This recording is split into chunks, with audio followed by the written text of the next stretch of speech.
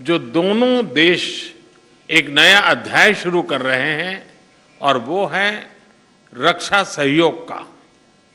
भारत में defence manufacturing sector में को प्रोडक्शन एंड को डेवलपमेंट के अवसर बन रहे हैं जो दोनों देशों के लिए लाभदायक हो सकते हैं।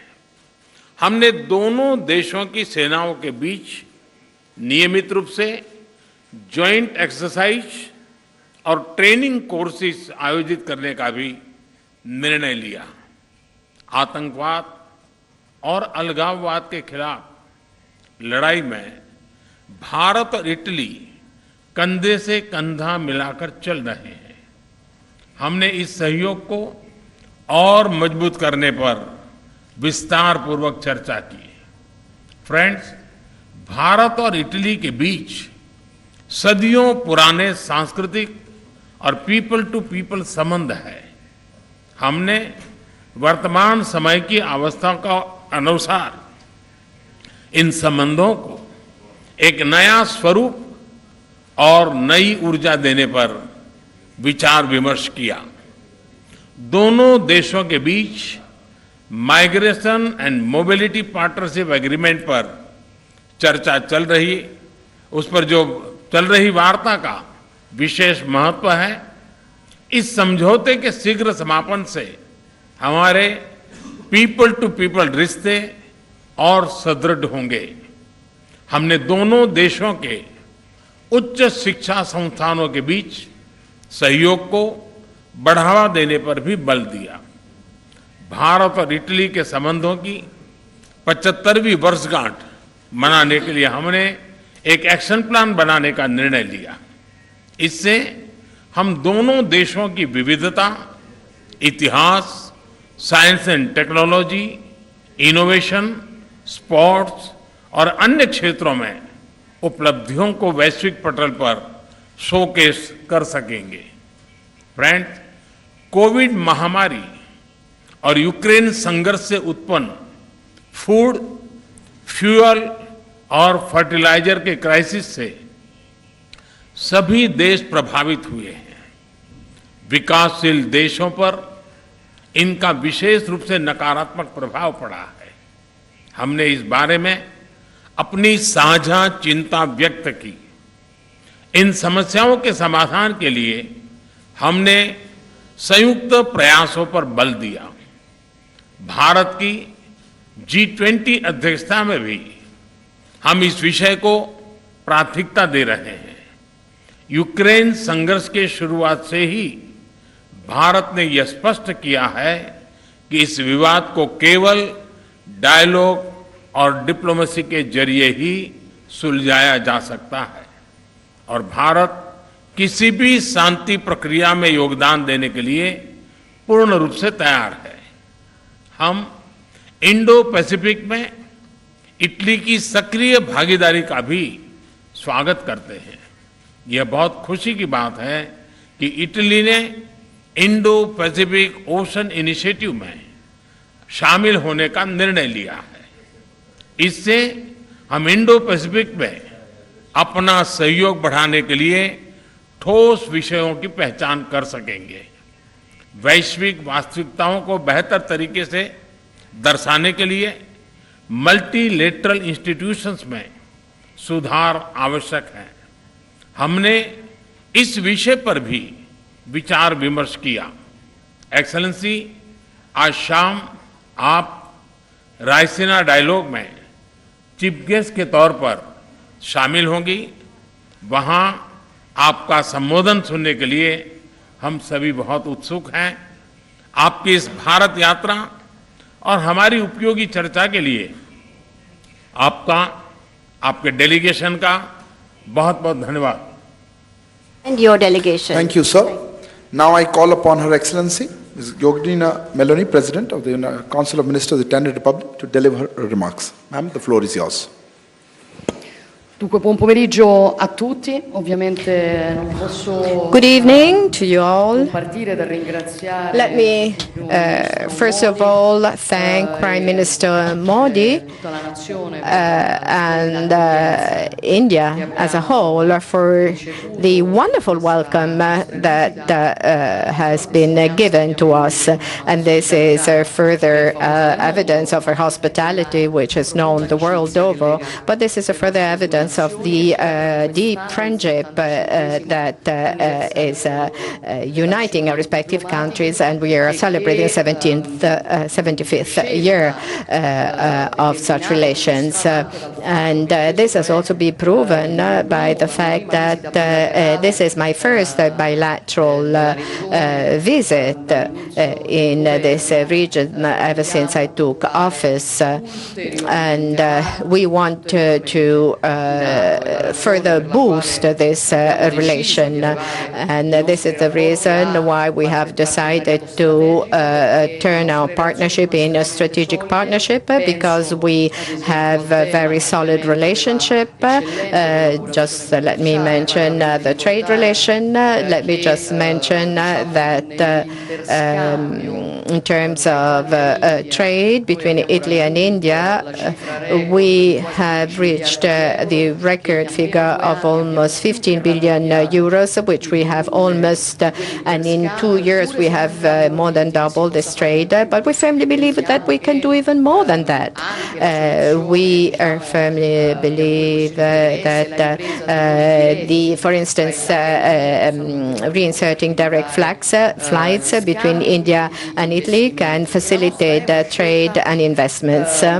And this is a strategic choice that we are making here, because, as you know, the Italian government has decided to project intense activism in the Mediterranean Sea. And when we talk about the enlarged Mediterranean, this means that it also includes this area, because the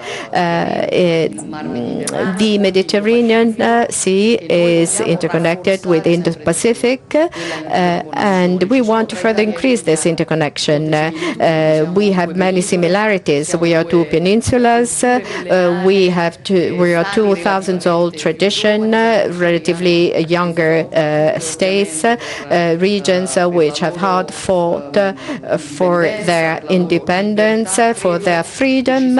So I think that there are many elements which bring us close to each other for the preservation of identity, which is one of the basic conditions to preserve the rights of one's own people. So there's a lot to be working on together, starting from some sectors where we want to enhance our cooperation. Let me mention defense, which was mentioned by the Prime Minister, and energy security. India has set up major objectives in this connection. India wants to work in terms of energy coming from renewables, and I think this is a very smart decision, and this is a sector wherein we can cooperate, and we have full convergence on this. And then we have to mention digital transition. We are working on very important projects which are connecting our two respective countries on this. And then emerging technologies, cybersecurity, space. These are all strategic issues, sectors on which we want to work together, and I think that much more can be done. We, as the Prime Minister was saying, we have decided to adhere to the Indo-Pacific Oceans Initiative, and we have done so because we firmly believe that in an international scenario, which has to be based on rules of respect of sovereignty and territorial integrity, it is very important to guarantee stability and the vision of an Indo-Pacific which is open and respectful of the rules of sovereignty and of integrity of the nations. And this now brings me to another topic, the major shock that nations have been facing, the pandemics, and today the international crisis with the Russian aggression on the Ukraine, the impact on world security, the world order, which is based on rules, and food security, energy security, especially for more vulnerable countries. These are issues which become of the essence where now that India has the presidency of the G20, because I think that India can very well represent, in terms of even of leadership, represent the requirements of the countries of the global south. And we definitely do want to give a helping hand along this process to India. Prime Minister Modi knows very well Italy's position, which is giving full support to the territorial integrity of Ukraine, and we both hope that India, having the presidency of the G20, may play a central role in facilitating a negotiating process for the cessation of hostilities for a just peace. And I think that in the previous Bali G20 summit, it has been important to hold the multilateral community united, and we hope that the Indian presidency can do even more on this and further confirming our friendship. So Prime Minister Modi knows that he can rely on us, on our cooperation, full round support for the upcoming G20 Indian summit, G20 summit. They can rely on Italy, on our government, to further enhance our relations. I firmly believe that there's a lot that we can do together, and I'm not sure if this will lead me to the approval rate that the Prime Minister Modi has reached. I think he's the most loved one of all around the world. But I mean, this has really proven that he has been a major leader, and congratulations for that, Prime Minister. This concludes the press statements. Ladies and gentlemen, thank you for joining us. Good afternoon.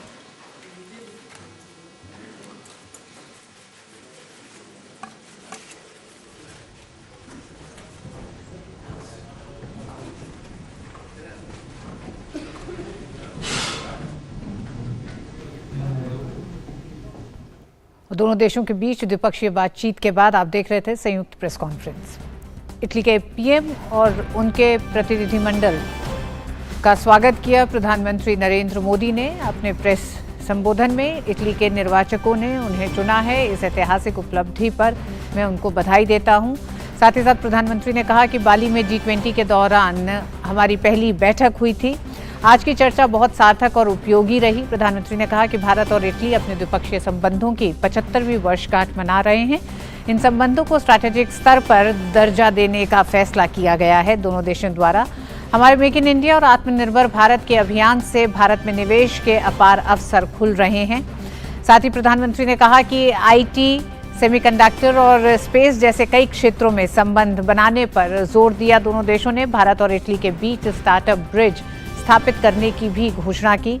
रक्षा सहयोग में दोनों देशों की सेनाओं के बीच संयुक्त अभ्यास और प्रशिक्षण का फैसला लिया गया। भारत और इटली के बीच पुराने सांस्कृतिक और नागरिक संबंध है, इसका जिक्र किया प्रधानमंत्री ने कहा कि वर्तमान आवश्यकताओं के अनुसार इन संबंधों को नया स्वरूप और ऊर्जा देने पर विचार किया गया। माइग्रेशन और मोबिलिटी पर चर्चा का विशेष महत्व है। इसके शीघ्र समापन से दोनों देशों के बीच संबंध और मजबूत होंगे। उच्च शिक्षा के क्षेत्र में सहयोग पर भी जोर दिया। कोविड महामारी और यूक्रेन संघर्ष से उत्पन्न फूड, फ्यूल और फर्टिलाइजर्स के संकट से सभी देश प्रभावित हुए हैं। प्रधानमंत्री ने कहा कि इस पर साझा चिंता प्रकट की गई और इसके समाधान के लिए संयुक्त प्रयास पर बल दिया गया। वहीं यूक्रेन संघर्ष पर भी बातचीत हुई। दोनों देशों के बीच और डिप्लोमेसी के जरिए ही इस मसले को सुलझाया जा सकता है। इस बारे में प्रधानमंत्री ने कहा कि हिंद प्रशांत क्षेत्र में इटली की सक्रिय भागीदारी का स्वागत करते हैं। हिंद प्रशांत में दोनों देशों के बीच सहयोग बढ़ाने के लिए ठोस मुद्दों की पहचान कर सकेंगे दोनों देश। प्रधानमंत्री ने कहा कि आज शाम रायसीना डायलॉग में शामिल होंगे इटली के प्रधानमंत्री। वहां उनका संबोधन सुनने के लिए हम सभी उत्सुक हैं। इटली की पीएम जॉर्जिया मेलोनी ने प्रधानमंत्री मोदी और संपूर्ण भारत का आभार स्वीकार किया। दोनों देशों के बीच गहरे दोस्ती का परिचायक रहा है दोनों देशों के संबंध। उन्होंने कहा कि मेरे प्रधानमंत्री बनने के बाद इस क्षेत्र की मेरी ये पहली यात्रा है। प्रधानमंत्री मेलोनी कहा कि मैं दोनों देशों के बीच संबंध को और गहरा करने के लिए उत्सुक हूं। दोनों देशों के बीच सामरिक और व्यापारिक संबंध को और सुदृढ़ करने की इच्छा रखती हूं। भारत और इटली के बीच रक्षा संबंध जरूरी हैं। उन्होंने कहा कि हिंद प्रशांत सहयोग, संप्रभुता और अखंडता का सम्मान जरूरी मानती हूं। प्रधानमंत्री मेलोनी ने कहा कि यूक्रेन संकट का वैश्विक समुदाय पर ऊर्जा सुरक्षा और खाद्य सुरक्षा के संकट के रूप में प्रभाव पड़ा है। यूक्रेन संकट को सुलझाने में G20 महत्वपूर्ण भूमिका निभा सकता है। और अमृतपाल भी हमारे साथ इस खबर पर जुड़ गए हैं। अमृतपाल, टेक अवेज की बात करें, द्विपक्षीय वार्ता के साथ ही 75 साल द्विपक्षीय संबंधों के हो रहे हैं, जिसे अब एक अलग स्तर पर ले जाया गया है स्ट्रैटेजिक पार्टनरशिप के तौर पर। जी बिल्कुल, सबसे बड़ा मेरे ख्याल से टेक अवे यही है ऋतु के दोनों देशों ने आज इस बायलैटरल मीटिंग के बाद बायलैटरल मीटिंग में ये डिसाइड किया कि जिसका ऐलान प्रधानमंत्री मोदी ने अपनी मीटिंग के बाद किया अभी प्रेस स्टेटमेंट में कुछ क्षण पहले, कि दोनों देशों ने अपनी जो साझेदारी है या अपना जो रिलेशनशिप है उसको उन संबंधों को स्ट्रेटेजिक पार्टनरशिप का दर्जा देने का निर्णय लिया है। इसका मतलब ये होगा कि आप जो रिलेशनशिप आपका है कन्वर्जेंसेस पोजीशंस पर इंटरनेशनल फोरा पर, चाहे यूएन हो चाहे G20 हो, और जो फोरा है आप इनवाइटी कंट्री होते हैं G7 में, तो उन पर आपका कन्वर्जेंसेस होंगी। दूसरा आपका डिफेंस रिलेशनशिप, इस रिलेशनशिप का अहम पार्ट होगा। प्रधानमंत्री मोदी ने कहा कि ये फैसला लिया गया कि दोनों आर्मीज के बीच में, मिलिट्रीज के बीच में जॉइंट एक्सरसाइजेस और ट्रेनिंग एक्सरसाइजेस की जाएंगी। रक्षा के क्षेत्र में ही को production, specially make in India के तहत इटली के साथ मिलकर को प्रोडक्शन का निर्णय लिया गया। तो ये एक अहम फैसला है। आप अपना trade, economic, people to people, defence, energy security के लिए रिन्यूएबल एनर्जी, खास करके हायर एजुकेशन में कोऑपरेशन, तो आप अपना एम्बिट जो है रिलेशनशिप का उसका दायरा जो है वो काफी बड़ा कर लेते हैं। और यही दर्शाता है कि दोनों देशों के लिए ये रिलेशनशिप कितना अहम है। जी अमृत, बहुत बहुत धन्यवाद अमृत इस पूरी जानकारी के लिए। और मिड डे प्राइम में वक्त एक छोटे से ब्रेक का।